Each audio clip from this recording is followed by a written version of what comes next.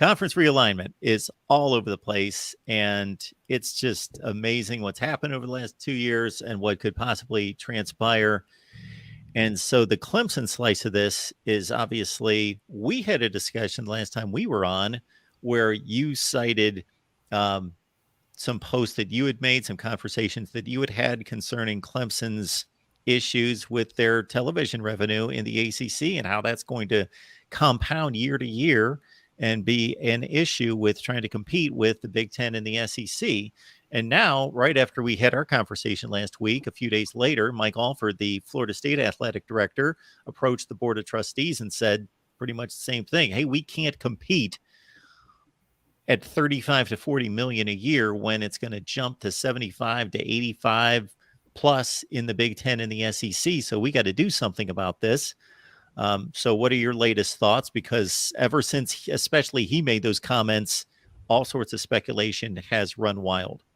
Yeah, I had conversations with multiple people over this very subject over the weekend and kind of learned a few new things that I didn't already know.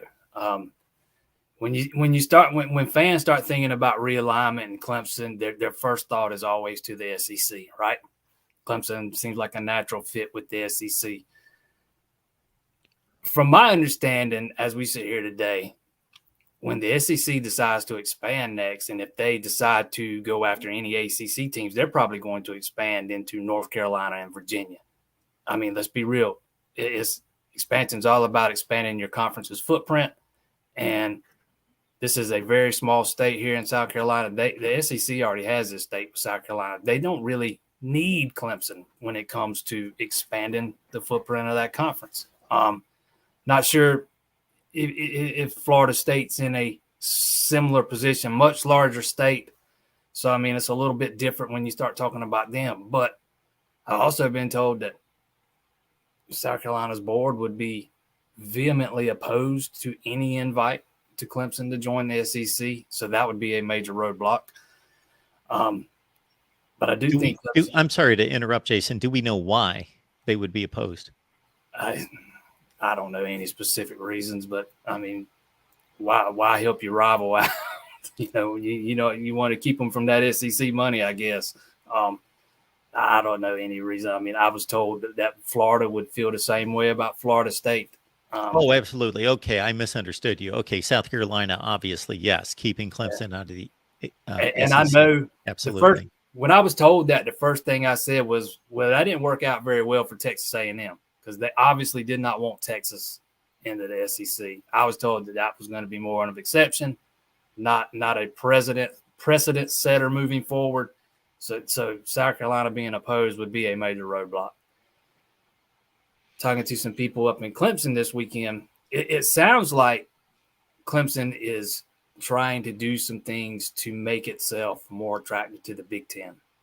They are trying to get back into the AAU, which we all know that aligns with, the academic stuff side on when it comes to the Big Ten's way of thinking.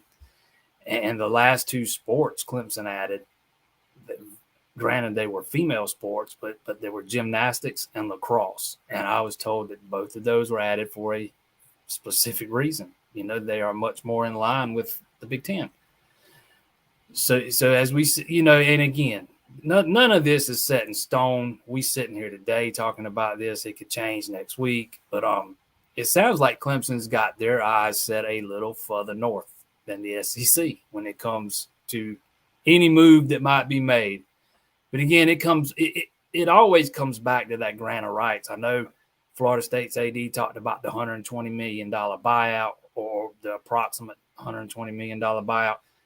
But that's just to get started. That doesn't even count the grant of rights, which, I thought David Hale had made some excellent points, the ESPN analyst yesterday on Twitter, talking about how right now no ACC teams hold any value for SEC or the Big Ten because no ACC team that moves right now would own their television rights. So what value would they have to any other conference? So you got to find a way around that to start with.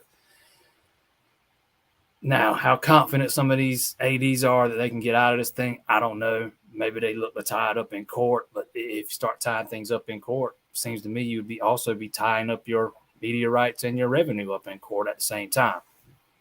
All that stuff's above my pay grade. But I was told that this thing was probably going to jump off sooner than we thought. I was thinking by 2030, Clemson would be out of the ACC. The ACC would be dead. From the sounds of it, it's going to be a few years earlier than that, maybe 2026, 2027. I mean, and we're almost there. Then I guess Ohio State and Clemson could have a real rivalry, because it seems like in some ways those two fan bases have forged one anyway. But Absolutely. You make a great point about the litigation. So truth be known, yes, way above my pay grade as well. I'm not a lawyer or anything close to that. But I think the one thing that we both know is litigation costs a lot of money, a lot of money. So I've heard that thrown out just in the last few days. Yeah, Florida State and Clemson, they should just sue the ACC, get out of it.